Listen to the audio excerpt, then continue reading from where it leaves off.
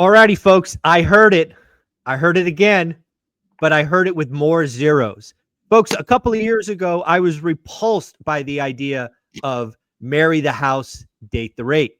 Now we have people in the multifamily space, syndicators who I believe are desperate and in a lot of pain, basically saying, trust me, now is the time to do it. Do it early.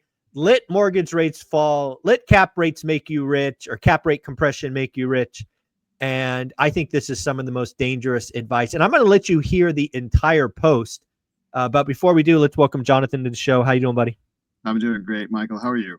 I'm doing well, but I really can't believe this marry the asset, date the rate nonsense is back. And then, oh, by the way, we're doing this now on bigger and bigger assets. Talk about an easy way to go broke. This is crazy, right? Yeah. Well, listen, oh, sorry. Go ahead. No, go ahead. Go ahead. All I was going to say was, listen, P.T. Barnum said it like 150 years ago. There's a sucker born every minute. This will never go away. So, but play the clip. So I'm going to play the clip, folks. Hopefully you can hear it. It'll come from my phone, hopefully through the microphone. But I just want you to hear the message, and then Jonathan and I are going to break down why this is such a disaster waiting to happen. So let me just bring it up. Looking ahead, rates are coming down. Within the next 6 months, they're going to be slashed drastically. Are we talking 50 basis points, 75 basis points? Trump wants them down 3.5 points. So he wants them down to 1.5%. In what kind of time horizon? I would imagine probably by the end of next year. That means that I might want to buy this multifamily property now that's run on a cap rate, or a house, knowing that in a year from now, I could refinance it and the valuation is going to go way up. And so we can use this to our advantage if we understand sort of where we're at. Liquidity isn't low. The banks are lending. The problem is the rates are high. And so it's hard to make deals work. But looking ahead, rates are coming down within the next 6. So again, marry the asset, date the rate. Let interest rates fall, let cap rates compression make you rich. I mean, this is that's one way to go, I guess. It's hard to even think about like where to start with this, because there's like so much wrong with what this guy has said. Yeah. Let's start with like the obvious, which is the president does not control interest rates, right? Like, so first of all, it doesn't matter what Trump wants. And frankly, it doesn't even matter if Powell goes and Trump gets to appoint someone else. Right? Doesn't matter. That could be the worst of outcome, frankly. Yes. Interest rates don't get slashed because the president says, I want interest rates to be lower, right? So that's the first problem with this. So clearly, whoever this is, I mean, they don't understand how interest rates work.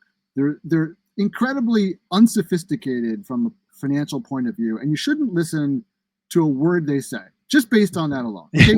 like that enough is to tell me that this person is not serious and should just be ignored. Okay.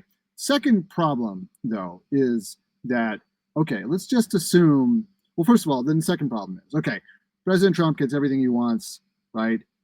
Points who he wants to the Fed.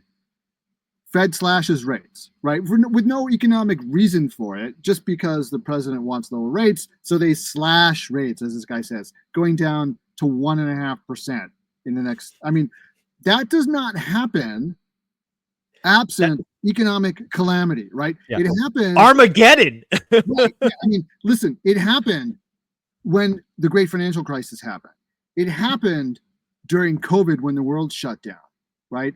Now, unfortunately, we have a lot of people whose the sum total of their investing experience is like the last 5 years. And it's like they started after COVID. So they think they don't even know why interest rates were low, right? In the first place. They just were. They think that's just how it's supposed to be, and that interest rates are high right now. Interest rates are still historically low, right? This is what people don't understand. Interest rates are historically low at this moment. We just saw the bizarro world of COVID, where interest rates were like flirting with negative because the whole world shut down, right? Correct. And we actually, if you think about it, there has not been a worldwide pandemic since central banking became a thing. Correct. Right? Like, we have not had a worldwide shutdown since central banks existed. This is the first time. So it's like the idea that this is somehow like normal thing, that interest rates were going where they were, is like completely from Bizarro world. But that aside, right? So you'd have to have an economic calamity for interest rates to be slashed like that, right? Yeah. Now, Again, there's so much here. The one more thing, and I'm sure you're going to get there, but I just want to chime in. The other thing that's not said in here is, again, to your point, even if Trump got what he wanted, the Fed funds rate was 1.5. That means almost nothing to mortgage rates. yes, Right. that was Yeah. I was going to get to that point eventually. Yeah. Right? There are so many things that have to happen for interest rates to also fall, right? If the just because the federal funds rate is slashed, right? So first of all, federal funds rate is slashed at the the short end of the curve, right? Doesn't affect long-term interest rates that are on which mortgages are based, right? Correct. There's You're exasperated. It's just like it's like, where do I start? Like, there's so many different things to talk about that go into like what actually comes out the other end with it's such a bad assumption. And again, these kind of messages work. Again, basically what this individual is saying is, okay, the president's going to get what he wants. That's going to assume that mortgage rates fall. If mortgage rates fall, that means cap rates can fall. And then, oh, by the way, buy now because cap rate compression will just instantly make you a millionaire. I mean, there's so many bad assumptions compounded in that. That's disaster. There's so much. Okay. So first of all, I mean, listen, for the interest rate to come, you got your spread, right? Yep. That's the first thing. So the banks are borrowing money on the long-term T-bill, which is not the same as the short-term T-bill. So that's one thing. Interest rates are higher. Second thing is they put in a spread. Third thing is, you better believe that right now the banks are in. Yeah, they're lending, but they are also taking because they're seeing what's going on. They saw what's going on with syndicators. This is not the height of the market where they just lend to anybody. This is the bottom of the market where they are now like getting really critical about who they lend to, who these people are. Do they have experience? What does their balance sheet look like? All and LTVs aren't 80; they're 65%. I mean, just think about the needed equity. Yeah, exactly. So there's all that, right? There's all that going into it, that just because rates come down also, and I've lived through this, unlike this bozo, right? I lived through this. Yeah. And after the GFC, when interest rates, the Fed dropped interest rates way, way down, right? But banks were like, who the hell are you, Jonathan Twombly? Yeah, don't know you. No chance. Don't know who you are. Not lending to you, right? I mean, I literally had a bank in South Carolina say, oh, you don't live in South Carolina? I'm not lending to you, right? Yeah. Like I don't care if the building that you're borrowing against, and I don't care that you're going in at 75 LTV and that we're like protected and whatever, and that you're signing guarantees. Oh, you don't live in South Carolina? Out. Sorry. Would you like to buy if you buy a condo here, we'll consider it, right? I mean, it was like that kind of thing, because they had just been burned, right? So they were taking chances on people they didn't know anymore. Right. And go to Fannie and Freddie. Well, it's like, hey, do you have 2 years of experience managing large multifamily? No. Oh, well, too bad for you. Right. So it's like, this is so dumb. And then the other thing is this betrays a mindset that investing in real estate, well, first of all, you require no margin of safety, because like it's all just like this. It's a speculation play. It's an appreciation play, which just drives me bonkers. I hate it. It's all basically you're making a bet based on like all these variables that we've already just like trashed, that like you're going to buy something now and then Trump is going to work his magic and then everyone's going to get rich. Right? I mean, if you believe that, like, please, you can mess around with your own money, but please do not syndicate a deal and ruin other people's lives. All right. Yeah. So when I heard this message, and I actually had to listen to it two or three times because I wasn't sure I was hearing it right. And I'm like, are we really saying marry the asset, date the rate again because it's going to make you rich? And that's exactly what it was said, basically. And I stepped back farther from the table. I'm like, why is this message coming out? And I actually came up with two answers. One, lots of syndicators are in pain, and I have no idea who this person is, so whatever. But I'm like, is this just a sign that syndicators are in pain and they're trying to throw out Hail Marys to save old deals, or is this a syndicator realizing how hard it is to raise money for new deals? So again, I don't know where this person does. I don't know. I actually don't know for sure if they are a syndicator, but they're certainly at least appearing to be a multifamily investor given the message. And I'm like, I don't know. I don't know if this person's in pain or they're trying to be opportunistic and it's just hard to raise money. I think either are true, or either could be true. Or they just don't really understand how investing. Yeah, there's a third. They're just idiots. Okay, fair enough. So, and then the other thing that we haven't touched upon is like in normal circumstances. So, he's assuming that we're going to go back to this kind of Goldilocks period where interest rates were super low, but also the economy was really strong. You know what? The other thing that's missing, rent growth was really high, right? And like these things just do not have.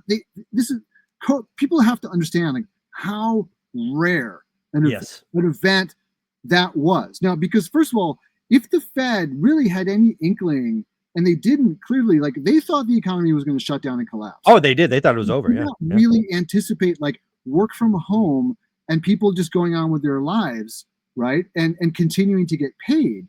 So if they had known that that was going to happen, I guarantee you they would not have slashed interest rates the way they did. Certainly wouldn't have kept them that low for that long. Yeah, absolutely. And it's so we had this like bizarro period of time, which just also happened to coincide with a flood of new syndicators coming into the market who didn't understand real estate and thought this was normal, where interest rates are super low, rent growth is super high, the economy was cranking, right? These things do not happen at the same time. And inflation stayed low for a while, right?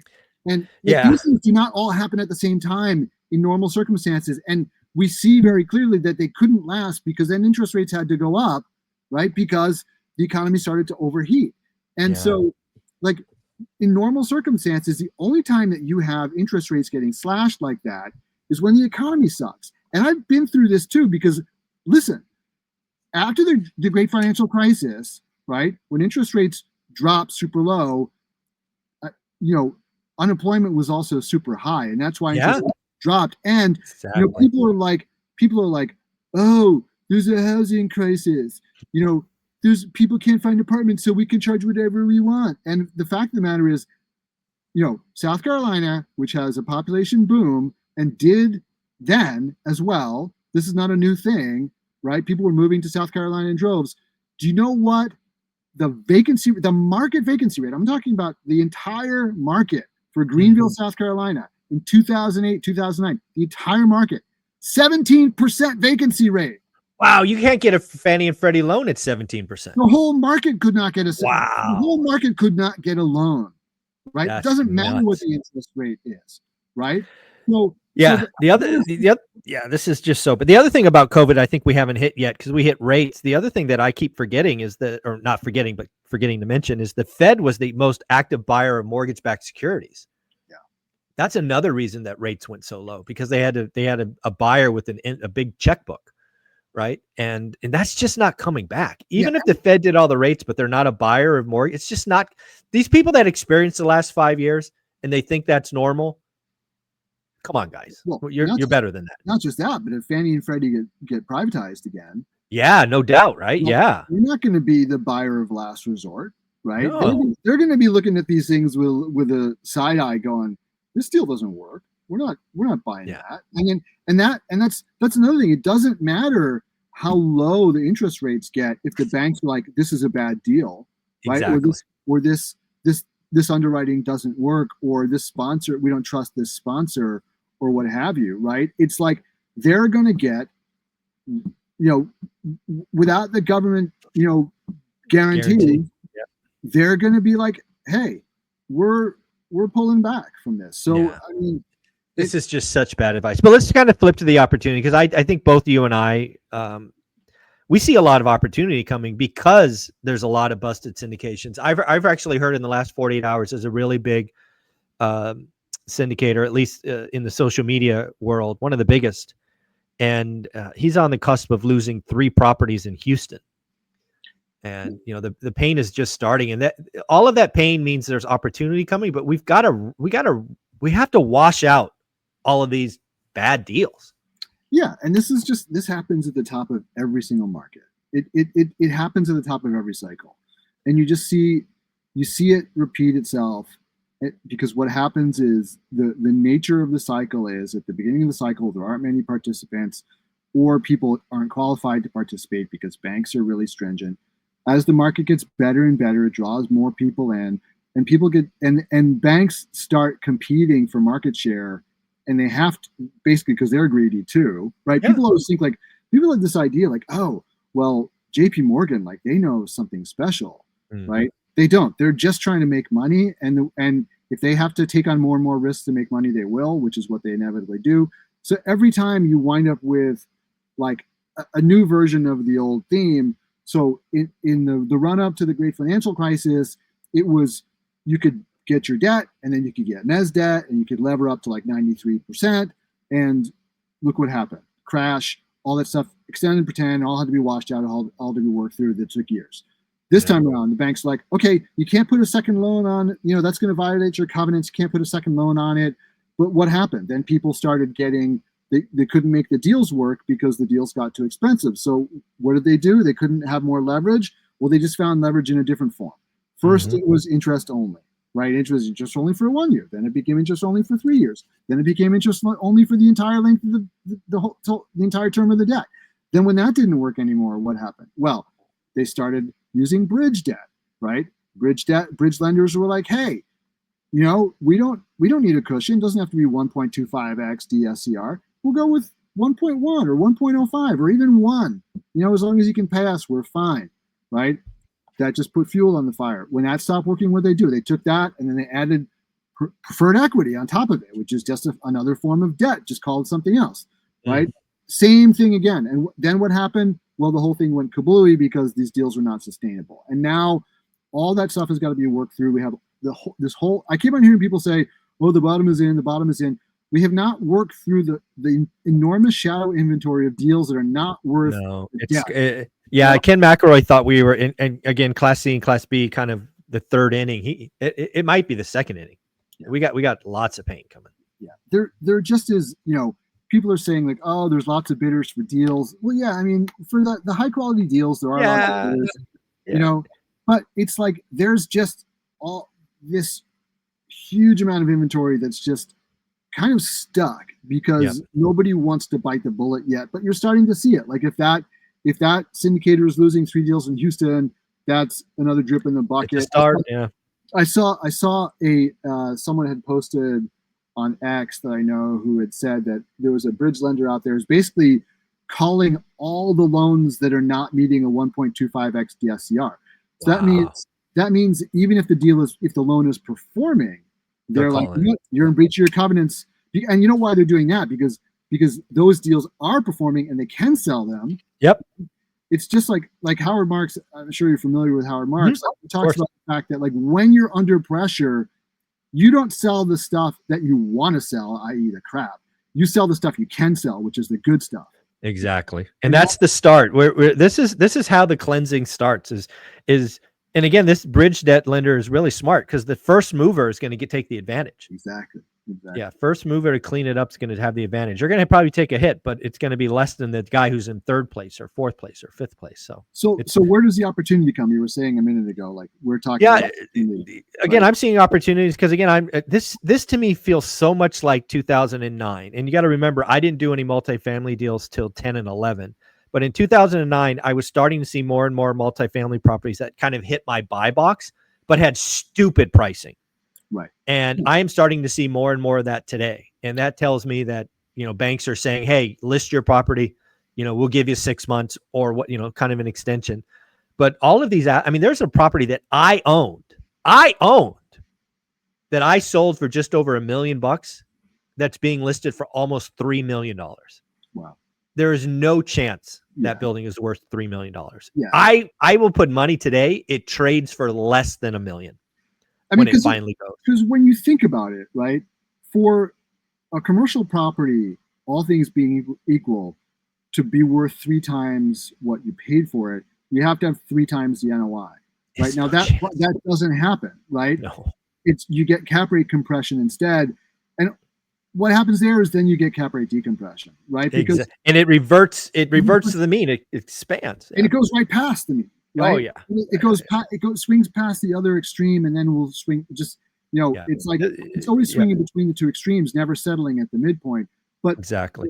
There was a point I wanted to make here about well, this building. So I'll tell this story of the building in the middle come to you. So again, I sold this building in 2019 before the big run up. Let's call it $1 million. They put about 300 or 400 in, I'm sure, and then they sold it again, and then I think it retraded twice after I had it. Now it's being listed for $3 million, and I would put money on it. It trades for under $1 million because the area sucks, the age sucks, all of those things, and somebody's going to take a $2 million hit. Yeah, and here's now I did remember what I wanted to say. Thank you. So, talking about what's going on, multifamily property got extremely overpriced. Right? Extremely overpriced. And when you said people were asking stupid prices in 2009, that's true. They're still stuck, just like in 2000. And I was seeing this in 2011 even. There was still 2011, 2012. It wasn't until 2013 that sellers started getting realistic. Sellers are banks. Exactly. This is like the first step of first part of a dance. We got a long way to go. So when this guy that we just listened to said, the reason deals don't make sense is because interest rates are too high. No, it's because prices are too high, right? Exactly. Prices are too high. That's why the deals don't make sense, right? It's not about interest rates. It's about the price, and the price is going to have to come down, just like we're seeing with single family, right? We're seeing, it's like this. This infuriates me every time I see people talking about this, but like just like everything else. Single family homes had this huge run up during COVID, right? Basically fueled by low interest rates, right? People took the risk. They didn't think so. They thought, oh, this is a sure thing. But what they were doing was taking an extreme risk, buying at that time, right? And now they're all whining because it's like, oh, I want to hold on to the price that I paid due to super low interest rates, even though interest rates have just gone back to normal now, and poor me, right? Because I can't sell for what I want because interest rates are where they should have been all along, right? So they're never like, oh, I got so lucky. Look how fortunate I was to like buy and have all this appreciation. But then they complain about like things coming back normal. And it's like, hey, buddy, you took the risk. And it was the same in multifamily. Like you guys took the risk of overpaying. There were some people out there like you and me at the time, even in 2019, saying you guys are overpaying, and then it went bananas. During COVID, right? And now they're all whining, right? Yeah, no, this is part of the process. I look forward to it because I will profit once again, just like I did last time. Jonathan, where can people find you? Yeah, so come follow me on LinkedIn, join the conversation there, and listen, if you want to get on my investor list, just Google Two Bridges Asset Management LLC and fill out the form, and you'll be good to go. Thank you, buddy. Appreciate it.